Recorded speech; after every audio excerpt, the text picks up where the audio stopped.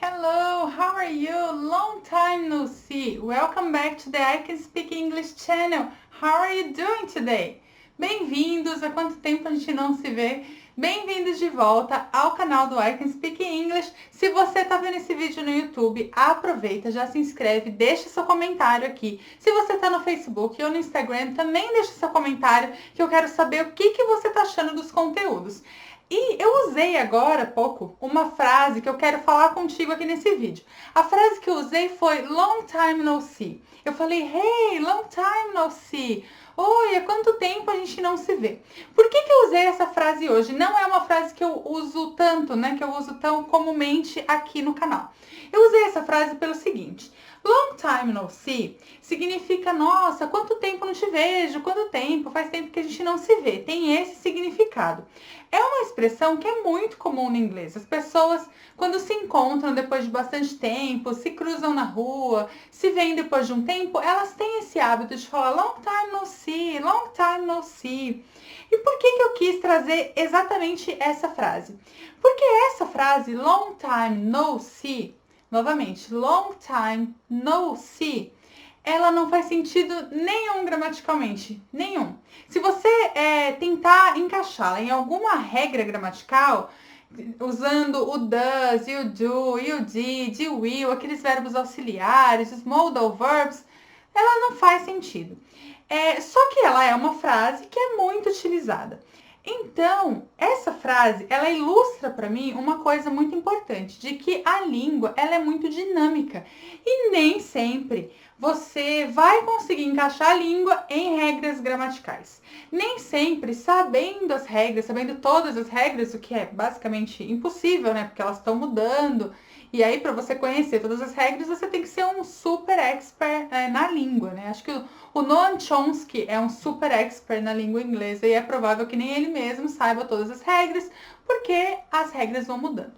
Mas enfim, essa frase para mim ela é um exemplo de como a gente não pode ou não deveria se apegar tanto a regras, se apegar tanto a traduções literais para aprender o inglês.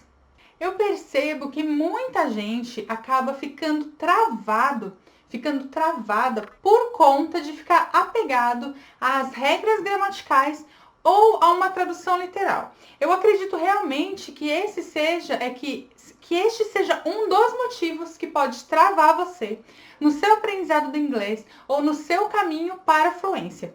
Eu sinto isso com as pessoas que chegam para mim para aprender inglês, eu sinto isso com as pessoas com quem eu tô conversando sobre inglês, eu já vi isso ao longo de muito tempo. A pessoa ela fica ali querendo traduzir palavra por palavra e ela só vai acreditar que ela entendeu e que aquilo está certo, que ela compreendeu se ela souber todas as palavrinhas de uma frase ou de um contexto ou de um texto. Ou então ela quer entender exatamente por que aquele verbo está naquele lugar e não naquele outro lugar. Ah, mas naquela frase o verbo estava diferente. Por que agora ele está desse jeito? Por que aqui eu usei o do e não usei o does, mas na outra frase eu usei o does antes do verbo e aqui eu estou usando depois? Existe explicação para muitas das regras gramaticais, né? Grande parte da gramática, ela tem uma explicação. Mas uma outra grande parte, ela não tem uma explicação. E é normal, gente, não tem explicação mesmo. E por que não tem? Porque a língua, ela é dinâmica. A língua, ela não obedece às regras. Na verdade, a língua existe, aí vem um especialista e para tentar entender isso aqui, para tentar explicar, ele começa a colocar regra. Fala, isso aqui... Ah, entendi, é assim que faz. Só que ele tá pegando uma parte, ele não tá pegando todo. Até porque, como eu falei, a língua ela é dinâmica, ela tá mudando sempre. Isso serve para o inglês, mas serve para o português também. Pensa em alguma expressão em português que se você falar para uma pessoa que está aprendendo português, ela vai viajar. Aliás, se a gente falar que a pessoa vai viajar, ela pode entender o travel, né? E não entender isso que eu acabei de dizer, já é um exemplo. Mas, eu me lembrei agora de uma expressão.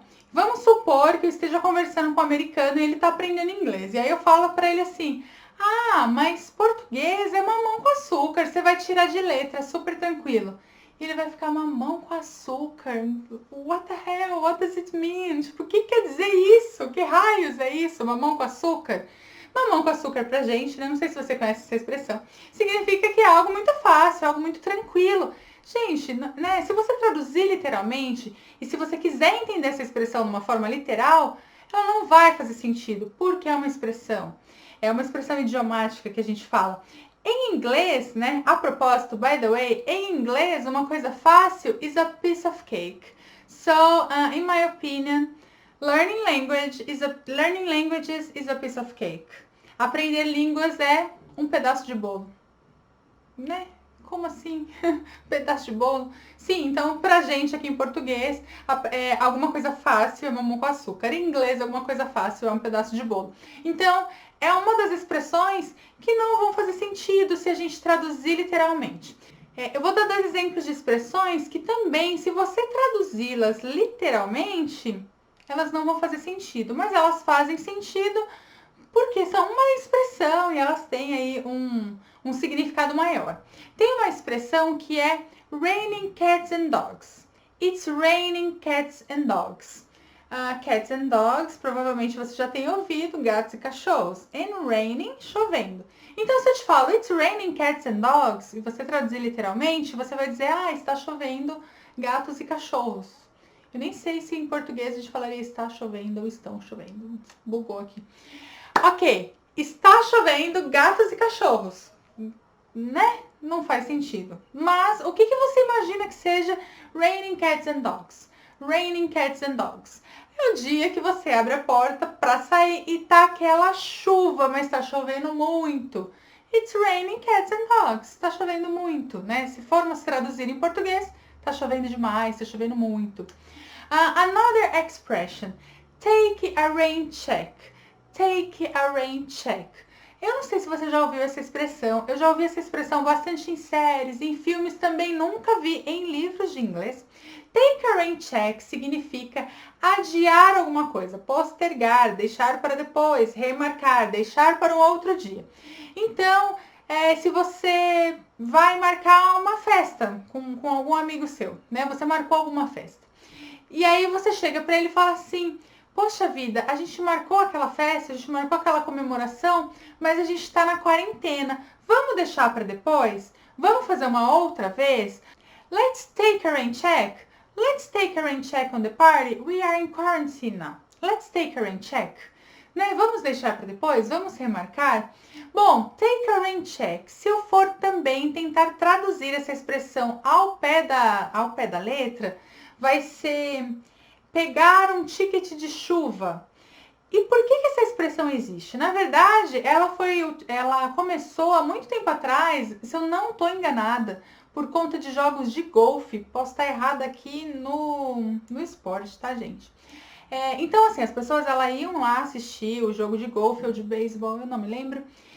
Só que aí chegava lá, chovia e o jogo era cancelado. O que a organização então fazia? Ela pegava o ingresso da pessoa e falava, olha, toma aqui o seu outro ingresso, um novo ingresso, porque esse jogo foi cancelado hoje por conta da chuva e a gente vai refazer o jogo. E aí quando a gente refizer o jogo, você pode vir e assistir, né? Então com esse seu novo ingresso. Esse era o rain check. Então você chegava lá, chovia, não tinha jogo e você pegava, you took the rain check. Você pegava o rain check para assistir um outro dia. Essa expressão acabou se popularizando como deixar outras coisas, várias coisas, para uma outra vez. Então, você foi convidado para jantar, mas você não pode porque você tem uma reunião. Let's take a rain check on that. Ok? Acho que esses exemplos, eles mostram um pouco de como se a gente levar ao pé da letra, tanto se a gente ficar ali preso na gramática, preso na regra, ou se a gente ficar preso na tradução, a gente vai ficar paralisado e pode não avançar no inglês por conta disso. Ok? Então, a dica desse vídeo é você desapegar de uma tradução literal, não se preocupar em entender palavra por palavra. Gente, um parênteses aqui, o nosso cérebro, ele aprende expressões frases, contextos. Não tente aprender palavras soltas. Primeiro, não vai funcionar, não é assim que o cérebro, aprende. E segundo, muitas vezes não vai fazer sentido. Então, desapegue da tradução literal, desapegue de tentar entender cada palavrinha separadamente e desapegue um pouco das regras gramaticais. Nem sempre elas vão fazer sentido. Muitas vezes elas vão explicar algo que já existe e você pode aprender o que já existe, não necessariamente aprender a regra para explicar. Alguém já fez isso? Então, aprenda o que já existe se o seu objetivo é se comunicar em inglês e não ser necessariamente um especialista da língua, ou escrever livros de gramática. Ok? So, tell me please what you think about this video, what you think about these tips. Let your comments down here, please, and I'll see you next video. Deixem seus comentários e me digam o que vocês acharam dessas dicas e eu vejo vocês no próximo vídeo. See you!